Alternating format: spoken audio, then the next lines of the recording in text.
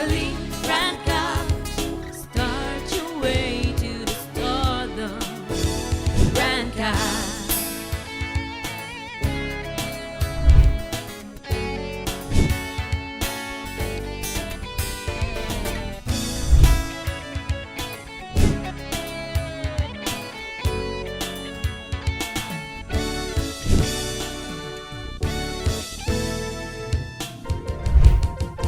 Rank up, a family to me, teaching me the things that I should be.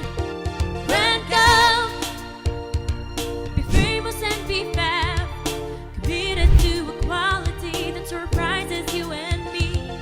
Tatak, rank up, galing, rank up, start your way to the stardom. Rank up, a family to me, teaching me the things that I should be. Rank up, be famous and be fab, committed to equality that surprises you and me. Tatak, rank up, galing, rank up, start your way to the stardom. Rank up. Hello! Panibagong araw, panibagong Yes guys, panibagong vlog na naman ang gagawin natin for today. And ito ang What If Challenge! Pero bagong lahat, hindi mo na namin kakalimutan i-shoutout ang mga loyal supporters and followers namin. Shoutout kay Rosalyn Tarante 3330. Grabe talaga ang Milmi magpakilig, nakakawala ng pagod. Milmi for the win talaga. I love you Milmi and Rank of Management. At ito naman ang sabi ni Jayran Quijano 6876. Grabe ang Milmi, nakakakilig. Baguhan pa lang ako pero napapakilig nila yung puso kong malungkot dati. Thank you. God bless always. Huwag niyo na-skip ang ads para happy-happy lang. Kaya shoutout kay Alexa Yana Esteodoro. Ang sabi niya, sobrang nakakakilig naman ang Hana. Sana pang habang buhay na kayo. More achievements to come pa. God bless Rancav! At syempre guys, huwag nyo kalimutan na share ang mga vlogs namin sa YouTube channel na Rancav. Kaya shoutout kay Krishna Alza. Sabi niya, happy birthday Harold, take care always. I love you so much Harold. Buti pa ito binati ako samantalang wala.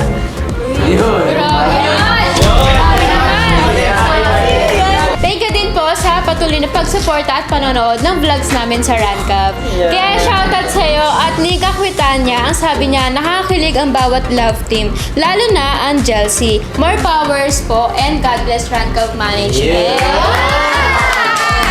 At syempre, ipagpatuloy niyo na ang pagko-comment at pagbibigay ng feedback. Kaya ito naman ang sabi ni user-xi1pn4cp3g.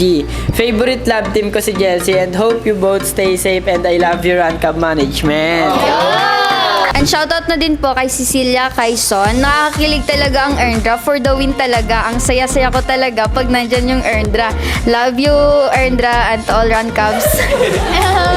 At syempre, shoutout din sa'yo sa DJ ang Ablines 9829.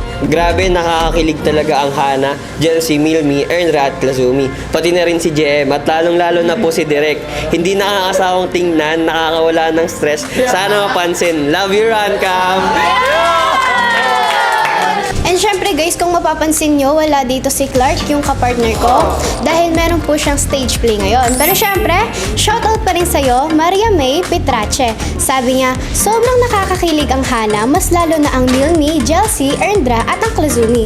First time ko pong mag-comment, ang saya po pala. I love your Rancav Management. Oh guys, paano ba yan? Simulan na natin tong What If Challenge! Yan. At ang mauna nating isasalang guys ay ang di papakabog na Chelsea! Si Angel at si Cassie. Yan. Guys, ako na ang mauuna ngayon. O kasi ito ang first what if ko. What if you could be any superhero? Ay, Superman. Superman? Bakit Superman? Liliparin ko siya. Saan mo dadalhin? Sa simbahan.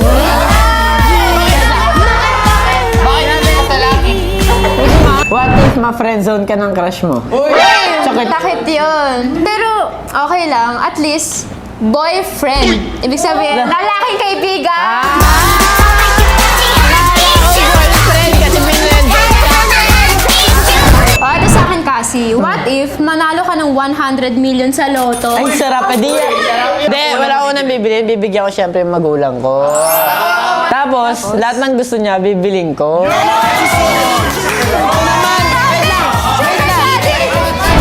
What if sumakay ka ng eroplano tapos ako ang piloto mo? Feeling ko, safe naman ako. Pero, Safe. baka hindi aeroplano yung magka-crash. Baka ako.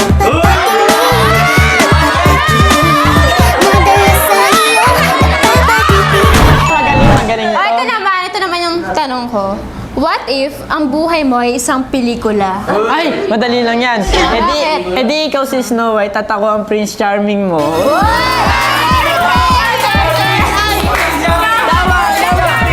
Charming! Wait.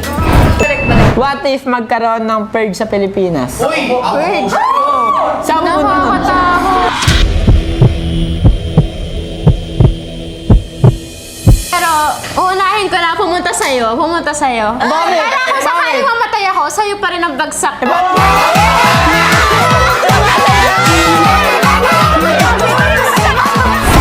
What if isa kang reincarnated na hayop? Siguro baka. Bakit? Ikaw lagi ang amo ko. Ito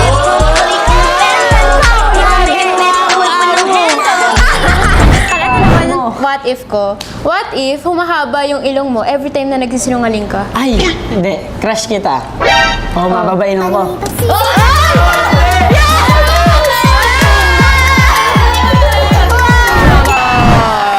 Grabe naman yung mga what if ng Chelsea doon. Kaya naman ito na ang susunod nating isasalang ang cutie Erndra.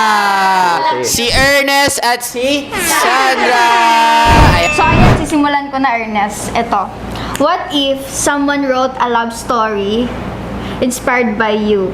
Siyempre, malalaman ng babaeng yon kung gaano ako ka-pure magmahal. Siyempre, ang sasagutin ko na lang kung sino yung someone na yun eh. Kilala niyo ba kung sino yung someone na may chance magsaya? Siyempre, ang katabi ko!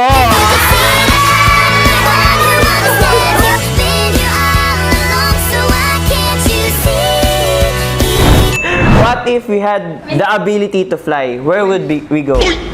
For me, sa Hong Kong Disneyland. Kasi dream place ko talaga yun and to heal my inner child. And gusto ko makasama yung mga special someone ko, yung family ko, friends, and lalo na si Ernest.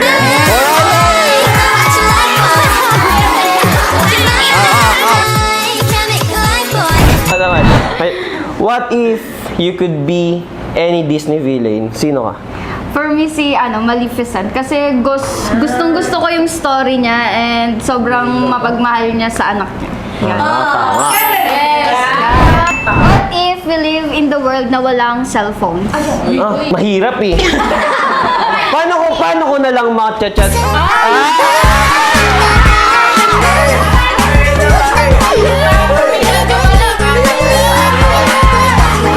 What if someone like me fell in love with you?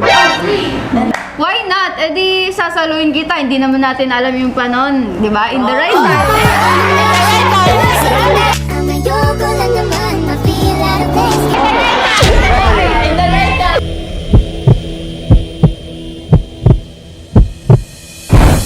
If you could never sleep, what would you do with the extra time? I-open ko lang yung cellphone ko at syempre kakausapin kita.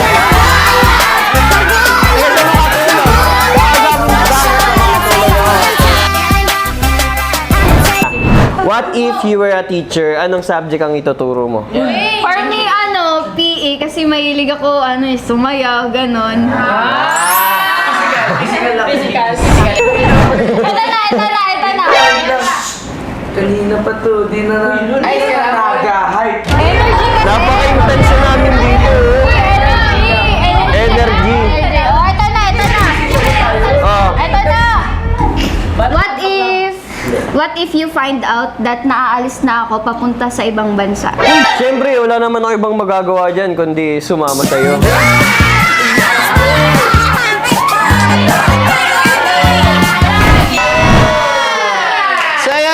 guys, grabe naman yung mga what if ng cutie Erndra natin doon. Yan.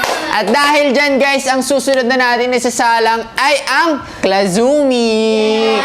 Pero bago ang lahat guys, dahil wala nga po pala ngayon si Clark, so bali ang mangyari, ako muna ang kasagutan ni Kazumi at ako ang sasagot sa mga what if ni Kazumi. Yan. Substitution muna guys.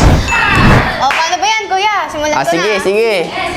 What if our pets could suddenly talk? Anong embarrassing moment ang i-reveal nito? Kakachat lang, kakachat lang. Nakaka-chat lang pala. Ang sabi ni Clark, ang pinaka-embarrassing moment siguro ay yung sabay sila maligo. Kasi pet mo yun eh, kahit ako yung alaga kong aso, di ba? Sabay kami maligo. Pag pinaliguan. Di ba? Papaliguan ko yung aso, di ba? Oh, ito na, chat ni Clark. Oh, ang sabi ni Clark dito, what if we could see each other 10 years from now? What do you think our life would be like? I think 10 years from now, feeling ko magkasama pa rin kami.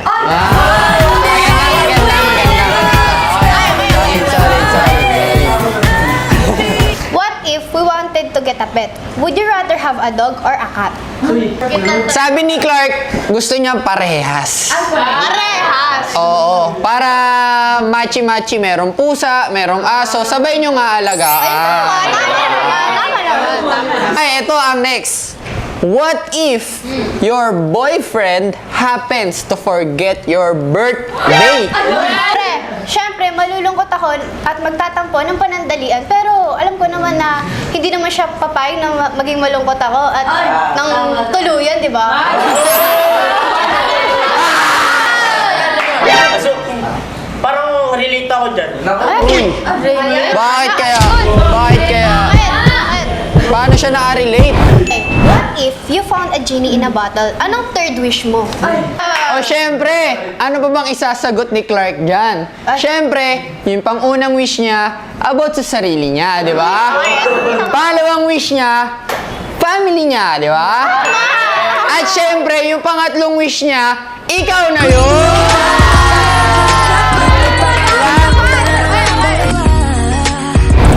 What if you could choose only one to new gen influencers? Sino pipiliin mo at bakit? Siyempre, ang pipiliin ko sa new gen influencer, syempre, si Niana. Uy. Pero, sa pangalawa naman, syempre dito na si Clark. Grabe! Solid naman nila! Naman, what if you were a famous painting, who would paint you? Ang magpipinta kay Clark ay isang mahusay na artist. O isang talagang magaling na pintor. Kasi, isipin mo naman kung gaano kagwapo si Clark, gaano kahirap. Talaga naman eh. What if the world is ending tomorrow? What would we do? Syempre, i-spend ko yung time ko sa mga loved ones ko. And syempre, Tama. magpe-pray kami. Kasama si Clark.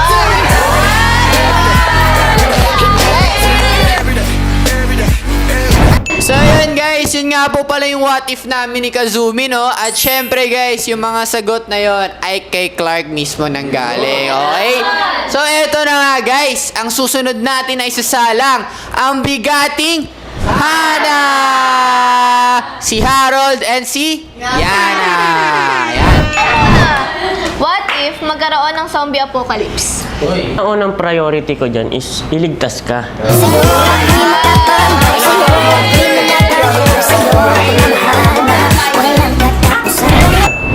What if na-stranded tayo sa isang deserted island pero wala tayong pagkain at tubig? Eh di, maghahanap ako ng paraan para makasurvive ako. Ikaw lang? Ikaw lang? Paano naman ako? Siyempre, ano tayo? Tamang sariling diskarte yan.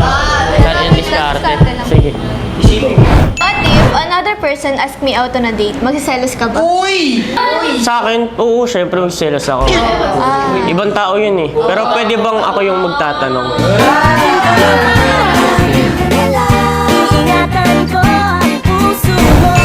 What if makadate mo ang celebrity crush mo? Siyempre, super happy ako. Siyempre, ikaw ba naman? Nakadate mo yung celebrity crush mo.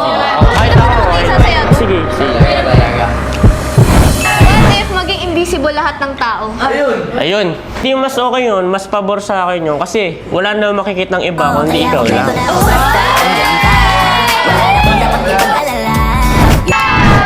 Ako naman.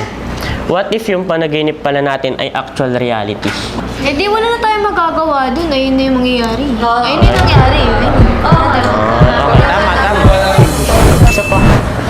What if nafa-fall na si Harold kay Yana? Eh di ma-full ka. Ang dami namin dito. Sasalo kami sa'yo.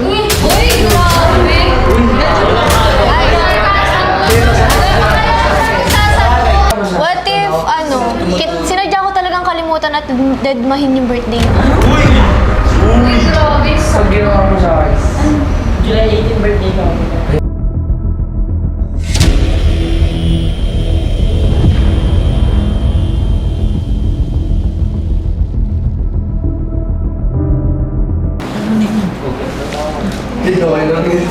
Hindi nga. Ano ang pogi pa rin pag naiyak, no? Okay lang yung pag na. Ito, panyo ako.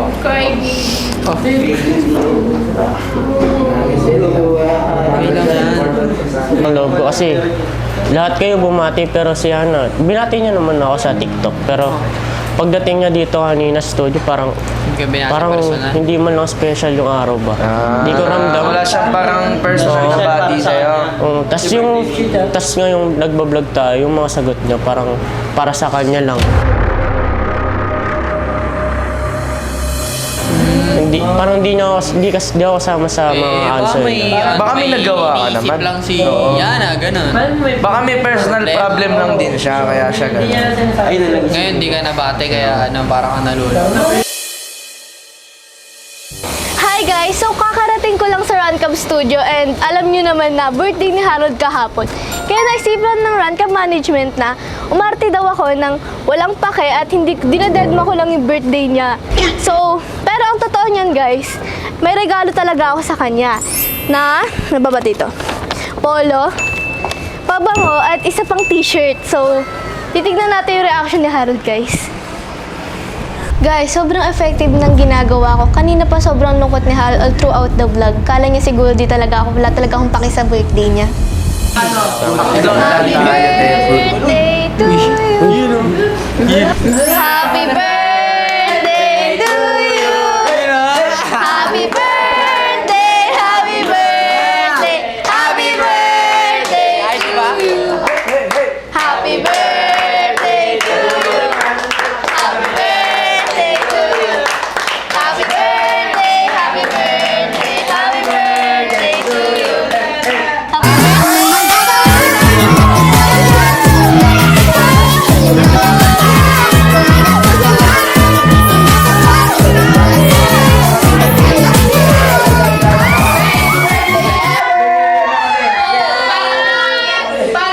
Ito yung gift ko sa'yo. Etong t-shirt, favorite mo yan. And etong pabango, alam kong favorite mo din to. Siyempre, para ma-maintain mo yung laging mabango. Eto, binili ko to para sa'yo, para gamitin mo sa mall show. And etong wallet, siyempre, galing rin sa akin, para sa'yo. Thank you.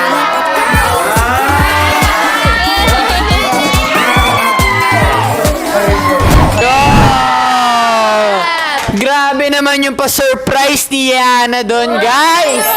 Talaga naman! Kaya pala ganun yung nangyari. Set up pala ni Yana yun para ma-surprise si Harold. Grabe naman yun. At eto na! Ang huli nating isasalang. Ang pangmalakasang Milmi! Si Miles at si Mitch. Yeah, let's go! Okay, Miles. What if fairy tale is real? Okay lang. Kasi meron na tayong happily ever after.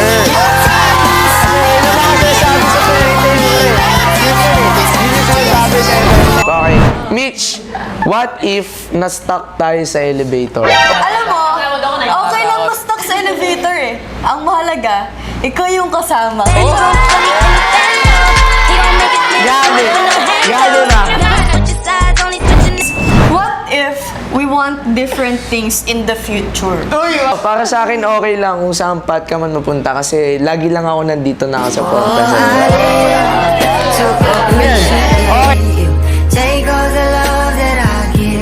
Mitch, what if manalo ka sa game na ito tapos ako ang prize? Magreklamo pa ba ako? Ito na yung prize, oh.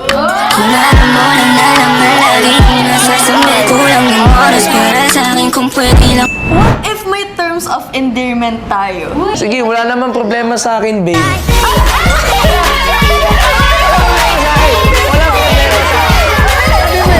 Mitch, what if nalaman mo na hindi ako naging faithful sa'yo? Siguro pagdating sa'yo, sige, second chance. Ay, grabe na yung second chance kagad. Grabe naman. What if lang naman, please? What if I only have one day to live? Mula paggising ko, ikaw agad ang hahanapin ko, tapos gagawin ko ng lahat ng bagay, makasama ka lang, mapasaya ka lang. Pero Mitch, huwag naman sana mangyari, malulungkot.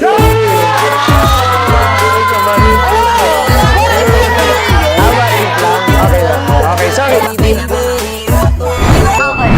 Mitch, what if one of us fall out of love with the other? Alam mo, Mars, hindi mangyayari yun. Alam mo kung bakit? Bakit? Kasi, what if lang to? Sorry. Grabe naman yung mga what if ng pangmalakasang Milmi natin, guys. Grabe guys, ang daming ganap sa vlog natin ngayon. Kaya naman bago matapos ang vlog na to, hindi namin kakalimutan magpasalamat muna sa aming mga sponsors. Unang-una na po dyan ang UPHSD Molino Campus.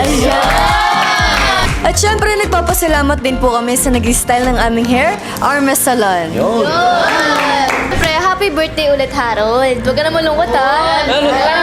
Happy na yan. At syempre, nagpapasalamat kami sa nag-aalaga ng aming face and skin, ang The RM Face Skin Clinic. Na-located sa Imus at Makati. At syempre, thank you rin Yana sa mga regalo mo. Kasi sobrang natouch ako. Yes, guys. Thank you so much din po, Angels Aesthetic and Wellness Center. Located at Tansa, Cavite. At thank you din po sa Anis Closet na nagdadamit sa akin, guys. Pwede nyo siyang i-follow sa TikTok and sa IG. So guys, nagpapasalamat din kami sa pangmalakasang internet namin na ang At syempre, guys, thank you nga po pala sa walang sawang pagmamahal at suporta. Gusto rin pasalamatan ang Gracia Worldwide para sa mga malulupitang clothing. Pero syempre guys, bago matapos ang vlog, huwag nating kakalimutang sabihin na bawal ang sad, bawal ang nega, dapat good vibes lang! Let's go! Para tuloy-tuloy ang good vibes natin guys, huwag nyo kakalimutan i-click ang subscribe button at hit nyo na rin ang notification bell para updated kayo sa mga vlogs ng Rancav. Hanggang sa muli guys! Bye!